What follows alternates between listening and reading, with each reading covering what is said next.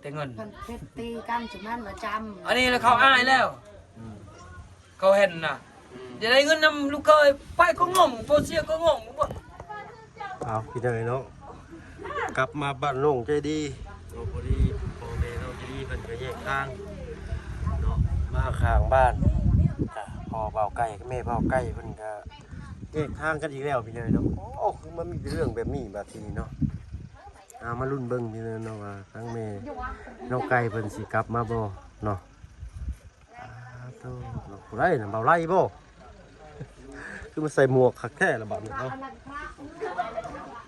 ใช่พี่น้องเนาะเอ้าก่อนอื่นเด้อพี่น้องเด้อเนาะกับทักทายเด้อพี่น้องเด้อเนาะกับทักทายสบายดีเนี่ยใจดีแล้วเก็บชีวิตทุกท่านเช่นเคยพี่น้องเนาะเอาแดดคือเก่ามื้อนี้ก็ได้เนาะหมุนอยู่แถวป่ากล้วยนี่แหละเนาะเท่า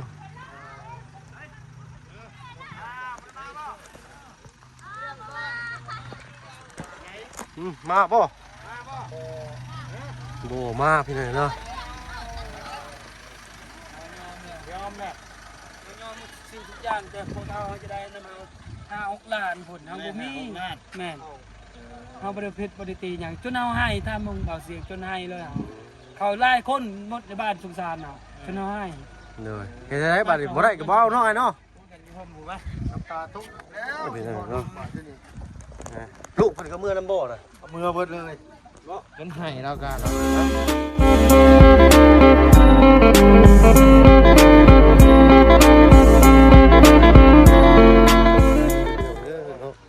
ขาอ่อนฮะบรรยากาศบ๊ายบาย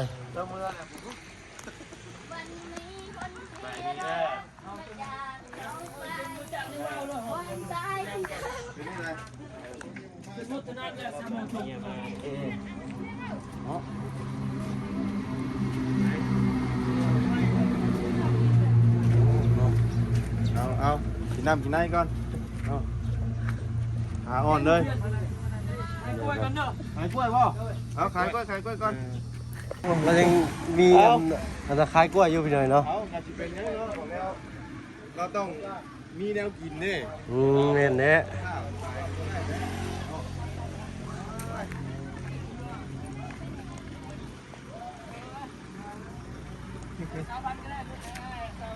ขายไปเลยอัน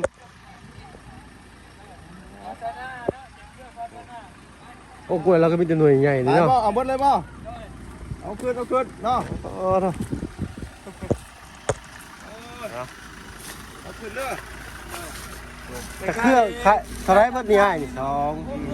4 6ไปบาทเดียว อะไรบ้านี่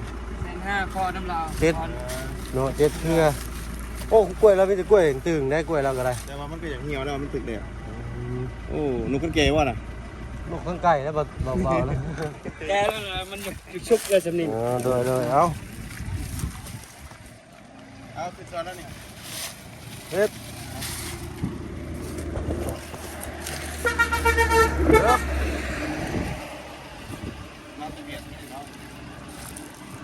แดดเยอะเนาะ เอาเดี๋ยวถ่ายก็ได้ป่ะโอ้ยเมียกับพวก เนาะเห็ดกระบะกระบอกเราดีนี่ สบายดี มาดีเป็นยังไงเรื่องราว สบายดี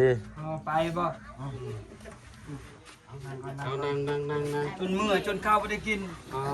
ให้เราจอดกินข้าวกันแล้วว่ายาละจะน้อยก็เสียเงินเสียคำเมื่อให้จอดให้กินข้าวก็เบาเสียงเอาจนยอมเลย อย่างจนสิไปบ่เป็นเลย จนไปมันเป็นเจ็บคาเนี่ยมึงนี่ขุดดอกกล้วยจนมันพลิกไปพลิกมาเขาก็ไป3-4 เทื่อ แล้วบ่ได้แม่นว่าสิไปรอบเดียวไป อย่างรอบนึงอีก ยังสิไปอีกบ่ ยั ได้ งสิไปอีก เป็นได้เคยไปอีกรอบหนึ่ง ไปในนี่ก่อมันตะวิทเอาขึ้นมาเห็นบ่ขึ้นมาทางความ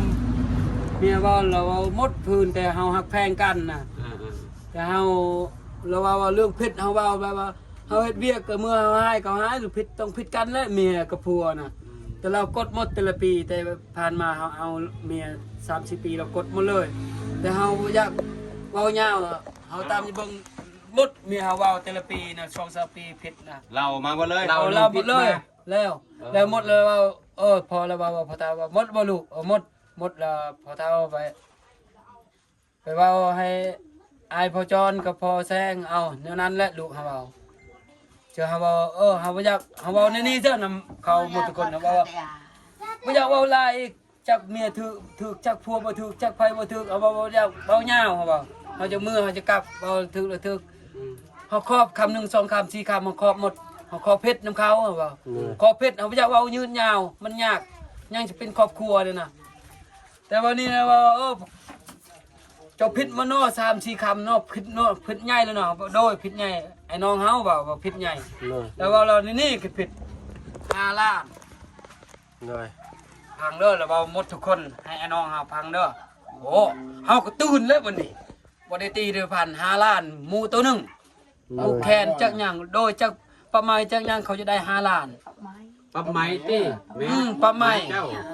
แต่เฮายังสวยมออยู่แล้วพังเราเว้าก่อนยังบ่ชุดเราเว้าปั๊บไม้5 ล้านหมูตัวหนึง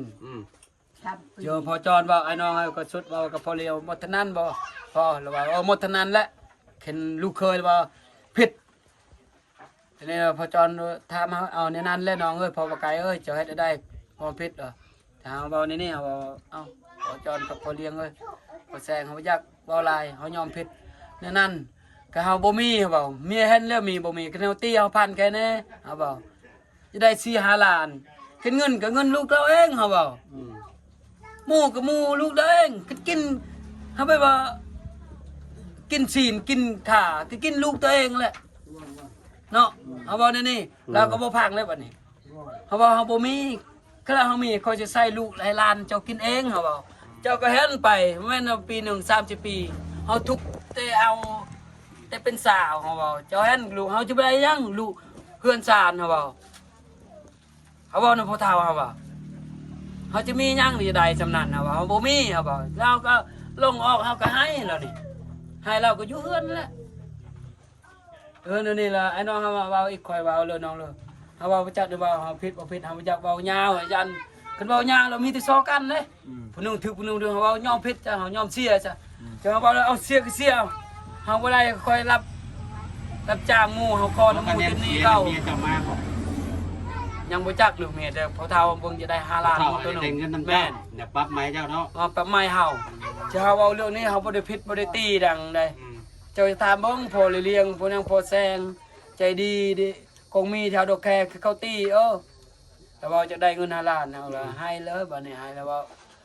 ครั้งที่2อีกเฮาปบนี่จักเขาสงสารอยู่ไหนเขาเฮาปบเฮาลงอยู่ตารางเฮือนเฮาเว้ากับเฮาเสียงกับพอเลี้ยงกับพอแซงแล้วเฮาก็ลงมาจากพังเขาเว้าใหญ่เลยอันแม่บอกว่าขึ้นอีกขึ้นว่านี่นะได้ยังคือเก้าบ่แล้วว่าเดี๋ยวนี้รับรุดพรอีก2 ล้าน ลด2 โอ้ ล้าน 2 ล้านโอ้ยเฮาจะบ่จักนะว่าอีกว่า2 ล้านเฮาขึ้นนี่บ่ได้ตีบ่ได้พันเขาจะได้2 ล้านอีกเฮาก็บ่จักซอได้ให้จะเป็นครอบเป็นครัวว่าเอ้าให้ซะ2 ล้านก็ให้พอแซงไปพระมีเงินบ่เงินเฮาขอก่อนพอประไกกับพอเลี้ยงเราไอ้น้องกันเขาบอกเฮาเลยบ่อยากซอนะเมียนำพ่อเฒ่าเขาซอกันจะได้เงินหาเงินเอาเท่านั้นจ้ะให้เลย2 ล้านให้เลยเขาว่ามื้อใดให้โอ้เขานัดอันนี้นะแบบว่าคือหยังแล้วเขาบอกว่าเขากดดันเฮาแล้วโอ้เฮาบ่จักแนวตอบเลยเฮาก็คิดว่าเฮาก็ยังจะทำอ้ายกับน้องเฮาก่อนนะว่ามื้อใดเฮาพ่อเฒ่าจะนัดหรือมื้อใดจะได้หรือจะออกมื้อนี้เลยอยู่เป็นก่อนเดี๋ยวนี้เลยซ้ำใส่คาดองเขาคิดในใจว่ามันเป็นคายบ่คนบ่คายเขาบ่เอาเพื่อซื้อเขาบ่เอาเนาะบ่เนาะเขาคิดเขาก็ใจหายวันนี้หายเลยบ่ได้ตอนแรกนี่ละ10,000หายเลยบ่ยาก2 ล้านครับบ่ยากคือเจ้าจะได้หมดแต่ครอบครัวคายมูลล้านเขาบ่ได้ค่อยค่ายของดินกระดอกเขาเสียเขาให้พอเฒ่าเขาเสียหมดลูกหลานจบผู้ละล้านจนนับรถนั่นเขาสิผิดกันเราจ่ายหมดเลยจันคอยบ่ให้2 ล้านเขาบ่ได้ตอนแรกมื้ออื่นคอยบ่ได้ไปส่งใครไอ้น้องคอยไปส่ง2 คนหลักฐานคือข้าวคือกันก็ให้อยู่เฮือนหมดนี่ยากันจ้ายากันเอาเบาจักได้แล้วชอกันแล้วบัดนี้พอเฒ่าไปบ่พอใจนำเฮานี่นะเขาหน้าเงินเว้าในนั้นเจ้าเฮาให้แต่เฮาไปขอนำเมียเฮาอีกอยู่ตารางแล้วเมียเจ้าเฮ็ดจังได๋เจ้าม่วนบ่เราจะเอาเงิน10นี่เป็น2 ล้าน10 ล้าน20 ล้านเฮาก็เลี้ยงครอบครัวอีกถ้าอะไรเงินจังนั้นเด้อบ่จักเฮาเว้าเฮือนเฮาก็เว้าตรงๆแล้วเขาเฮาอยู่ตารางเขาอยู่บ่จักเฮือนชุมเจ้านี่ชุมเจ้ากุมเจ้านี่แบบกุมเฮานี่บ่เคยกินเงิน ลูกเคยไปว่านั่นน่ะเฮากินเงินกินบ่ม่วนพระผู้อื่นก็ผิดกะเฮาก็เทื่อนึงปะ2เทื่อเอาดำเทื่อว่าฟ้องเขาลักกล้วยน่ะเทื่อนึงก็ปะ2เทื่อแล้วจับเอาปะไม้เทื่อนึงปะเราก็ยอมครอบแล้วซ้ำเขาให้เงินแล้วขอบเขาบอกผู้เฒ่าว่าครอบนี่กว่าเขาให้เงินแล้วไอ้น้องเอามาหมดแล้วเขาบอกจะได้เงินจะกินเงินมันหมดใจมันยังบ่หมดเอาบ่อ้าวพอแล้วว่าโอ้ยน่าได้ก็บ่ได้แหละเราเสียเชียวเมียบ่ยอมแหละยาก็ยาเขาบอกยาก็ยายาแล้วเมื่อบัดนี้ หน่อย เฮาเมื่อหมดเท่านั้นโอ้ไล่เขาเว้าเฮาบ่จักในเว้านำเขาเฮาจ เพราะ น อันเมียนั่นให้เสียนี่ก็ยังบ่ได้ฮู้ว่าสิกลับมาอยู่อีก ยังแบบว่ายังส่งเทื่อเลย ความหมายพ่อเฒ่าอยากได้เงินนำลูกเคย แม่น แต่ว่า 5 ล้านหมูตัวหนึงหมูระดับล้านแล้วเดี๋ยวนี้ เรื่องเมียยังบ่ฮู้ เมียยังบ่ฮู้ได้เมียเด้ เมียจักเป็นอะไรอีก นั่นเฮาให้เลยส่งเทื่อให้เขาจนโอ้ยเฮา อันนี้เนาะตามรักมันแล้วก็มีแต่ให้ลูกกับ หัว ผัวลมกันกันว่าสู้อ้าวสู้สิเลิกกันนาลีก็เนาะให้ก็ แต่งปั๊บ จะปรับไหมว่าไฟผิดไฟถูก อืม อันนี้พ่อเฒ่าอยากได้เงินเลย นี่พอเฮาได้ก็ได้หมดอ่ะ แต่เฮาผู้เฒ่าจะได้เงิน ตาม นะ ทางมันทางเฮานี่ต้องปะกันก่อน แม่นไปว่าผู้เฒ่าจะได้หมูเงิน5 ล้านหมูตัวหนึงนี่สมัยตีหัวเลยเฮาเจ็บหมดเลยนี่โอ้ เมียจำละชอนตะไงกินไปจำทุนแล้วมั้งน้อย คือว่าละเอียดแต่ละผ่อนบ่ถึงกัน ส่งเทื่อให้พุ่นเฮาลงห้วยเลย อ้ายสิตัดสินใจได้บัดยังบ่ เรา รู้ ยัง บ่ จะไปต่อมื้ออื่นยังว่าพักก่อนแล้วว่ายังประชุมกับพ่อเฮาก่อนกับไอ้น้องเฮากับเรามาลง เอ้า แสง คำ มื้ ว่า ออื่นมื้อไป สมมุติว่าเฮาบ่มีเงินสู้บ่ได้นี่เจ้าก็ยังสิสู้เอาเมียอยู่บ่เมียบ่อยากมาแบบนี้ ไปว่าเฮาเนี่ยจะเป็นครอบเป็นครัว แต่ว่า ก็ได้บ่ได้คอยอย่าขอนำไอ้น้องคอยให้ แล้วคือเมียแบบว่าบ่อยากเป็นครอบเป็นครัวกับเจ้านะ แต่เฮาเดี๋ยวนั้นบ่ อืม เฮาเอาสัตว์ซื่อหาเอาสัตว์ซื่อจ้ะเขาเมียบ่มากก็ยากพอเฒ่ายาได้2 ล้านก็จะให้ก็รับจ้าง10มื้อเป็นเดือนก็ให้ ให้แต่เงินน่ะเมีย ให้เดือนเมียบ่มากก็ยาก ปะเลยเนาะ แม่นปะเลยคอยบ่คองเลยคอยบ่เอาเลย หน่อย เรื่องเงินตัวเลยคอยให้เลย เอาคอยจะให้5 ล้านเลย อ่า คอยให้เลย5 ล้านแล้วไอ้น้องเขาบอกยังเจ้าบ่มีคอยให้มันหมดใจเลยหมดใจเลย บ่มีก็หาให้นะ คือมักโมมักแตงคอยจะพาให้หมดให้เขาเบิ่งเลยเฮาซื่อๆเอาคนบ้านตะนาเขามาหมดพอเปกับแม่งคนบ้านเขา2-3คนเขาเอาดีหมดเฮานี่เขาไปทางเฮาหมดเพราะทางเฮายังไง เมียน่ะเข้าใจผิดว่ามักเจ้เนาะ แม่น ทางเบามีเนี่ยมักเจ้ว่าซั่น เพราะตอนนั้นเราบ่เกี่ยวอีก บ่เกี่ยวอีก บ่ บ่ เกี่ยวเขาจะได้เงินตอนนั้นเขาเราปะเลย เกี่ยวแต่เงินเลย อืม ก็ได้เงินตัวนี้แล้วค่อยเมื่อบ่ได้เงินตัวนี้ค่อยบ่เมื่อก็ยังบ่แล้วยังบ่แล้วเด้อตอนนั้นยังเว้าต่อเลขอะไรเงินจ่ายเงินยังบ่ต่อยังไรต่อเนี่ยแต่จักก็เฮ็ดยังหมู่แล้วบ่ว่าเอาเว้าเด้อเมียบ่มีเมียเอ้ยเจ้าก็เห็นอยู่เฮือนเฮาน่ะ อยู่นํกันก็ อยู่นำกัน เป็นได้ไหน จั เนาะ กล้านบ่แม่นเงินบ่10 ล้านเด้อ20 ล้านเด้อมื้อนึง20,000แต่บ่ให้พอเฒ่า1 2มาบ่แม่นเฮาตีเจ้าเฮาไปครอบพ่อแม่เราพ่อแม่เจ้าว่าเฮายอมผิดลูกเจ้าเฮาตีออกเลือดออกผมเนี่ย